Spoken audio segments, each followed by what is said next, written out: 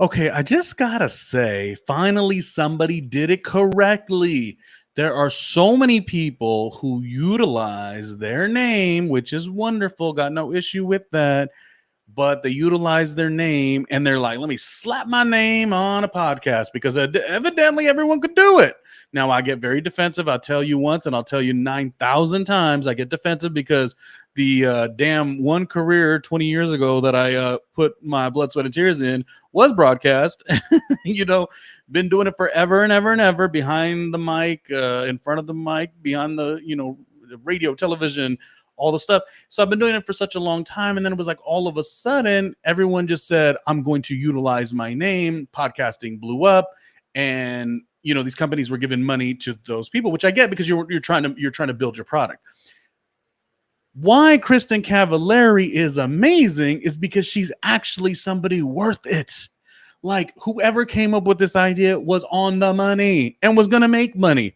Too many times. And again, I'm telling you that I'm giving you my perspective as you could even call it a disgruntled, he wants his career to be a little bit better. Bitch, of course, 20 years in this. And because everything got shooken up in a way that did not make sense for somebody who actually put the blood, sweat, and tears into the thing, I'm not going to have something to say. Of course I'm going to have something to say. And I'm going to say it from that perspective every single time. And my point is it gets like challenging, emotionally challenging when as I said, when you wouldn't want this for any industry, when people don't actually sort of follow through. Like let's think about like Spotify when they threw all that money at Meghan and Harry, and then Meghan and Harry didn't necessarily have anything to provide. You thinking about it, and there are people who do know the industry, front, center, back, left, right, middle, like myself.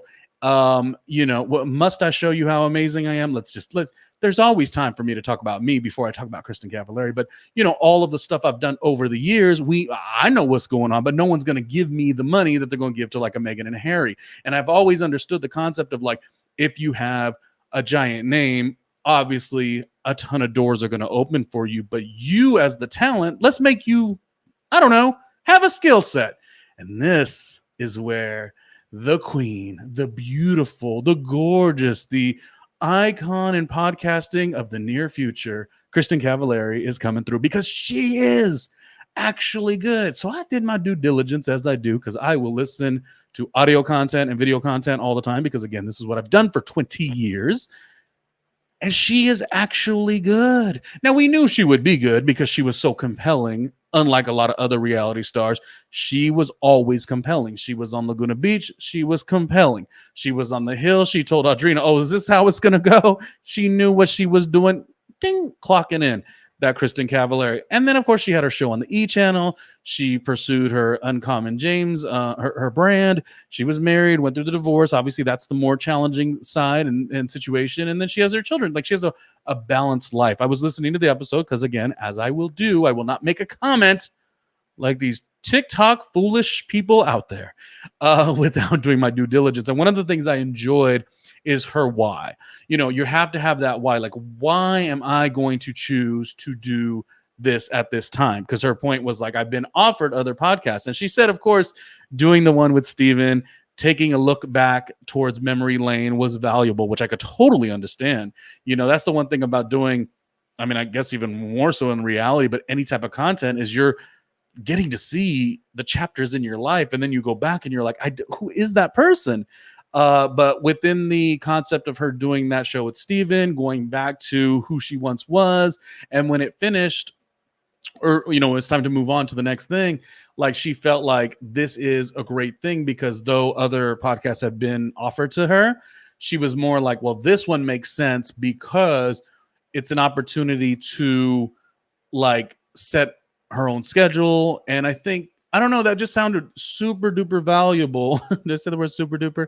It sounded super duper valuable because, I'm like, I always think about like the career. It's just such a 24/7 lifestyle, which is so challenging. I sometimes, even when I podcast, I'm like, oh my gosh, I wish this could happen and that could happen. And, not even necessarily having time to get your clothes right or hit the gym or whatever. And you just the show's got to keep going.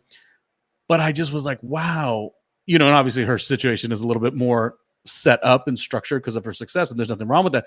But the concept of like, I'm choosing to do it now because it's a chance for me to give a wonderful product, but then still maintain how I'm going to, keep my lifestyle in balance within her kids. And I think one of the things she mentioned was like doing it on her own schedule and scheduling it out how it made sense. So she can have all this time, in Nashville, but then when she needs to be at big events in LA and New York or whatever, she can do that.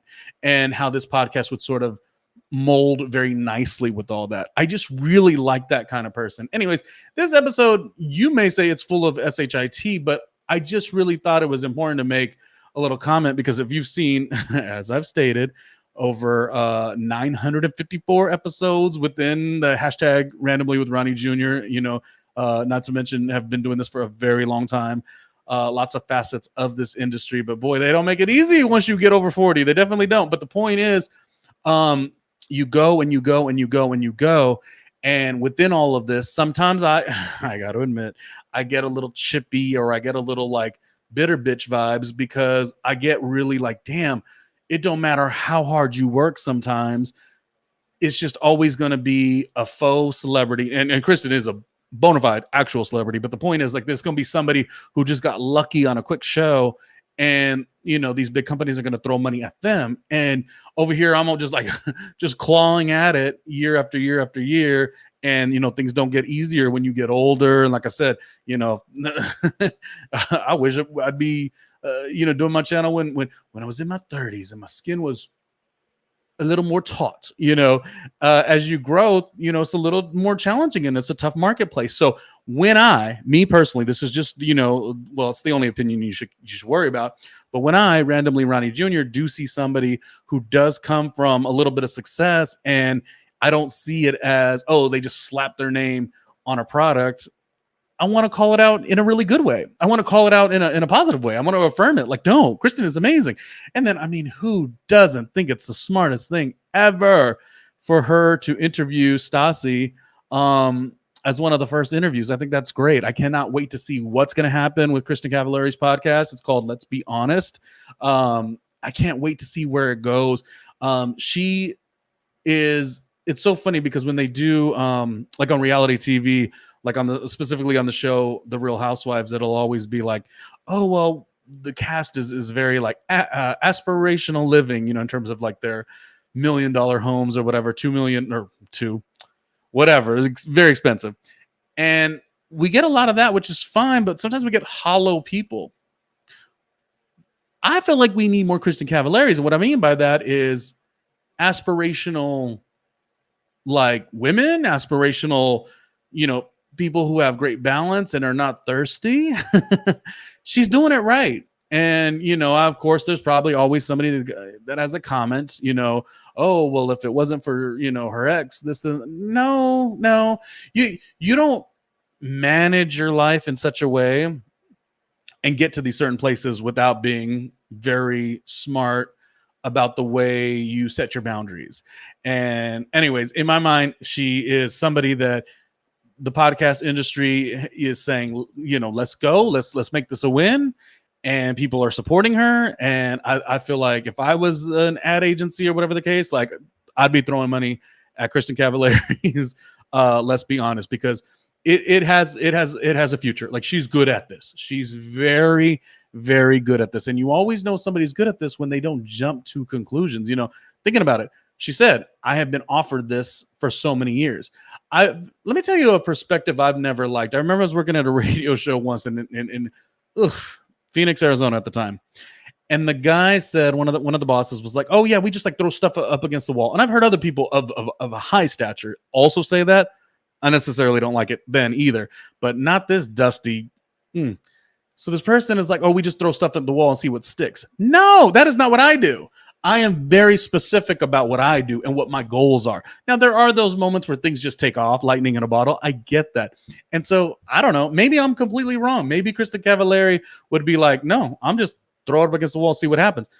I feel like she's not. I feel like she's very specific. And I'm like, yeah, where are the people that are like that, that are very specific? Well, we're all Virgos, so that's where the perfectionists we are around. But I don't like the concept of like, oh, we're just gonna throw something against the wall and see what happens. No, know what your goals are, know what your target demographic is, know what you're trying to accomplish, and who knows, that maybe Kristin might be the antithesis of everything I'm just saying, but I'm feeling it as such. I'm feeling like she's taking time. She's like, she's going to be somebody who is going to say, no, I'm not going to burn out. This is what I can and can't do. And the longevity is going to be big. You mark my words. I mean, I'm never wrong. I have not been wrong. So mark my words. She is going to be one of the really big podcasts. You know how like the day Whitney Cummings started a podcast and it was like you just knew, kind of similarly. And that's to say I don't really follow Whitney as much anymore, but that doesn't mean she's not sailing, to the highest of heights. It kind of reminds me of that. There's certain people you can just tell. If you can tell, if you could tell, you could just see it from the very beginning. And I honestly think it's going to be Kristin Cavallari. Let's be honest. Who should be her guest list? That's the question. Who should be like the next guest? Because one of the things I like that Rachel Yucatel is doing, because she has a podcast called Misunderstood. We know Rachel Yucatel from stuff, and she's had to sort of revamp her image and not be only looked at in a certain way. But one of the things I like the concept of Rachel Yucatel's podcast is it's very telling stories of people and retelling them and telling more of the story versus like what you are known for. And I'm not saying like specifically Kristin will do the same thing, but I feel like Kristin has something there where when you come on a Kristin Cavallari podcast, let's be honest, that honesty, that openness, that integrity, I think it's going to show through. So anyways, now I feel like I'm just going on a tangent and you're probably like, well, damn it, I am getting tired of you. Well, so you don't get tired of me. I just wanted to give my 2 cents. Okay. Next time I'll give you a quarter and we'll keep it moving. But until the next one, keep on checking out the episodes. #randomly with Ronnie Jr. And I guess I will see you on the next one.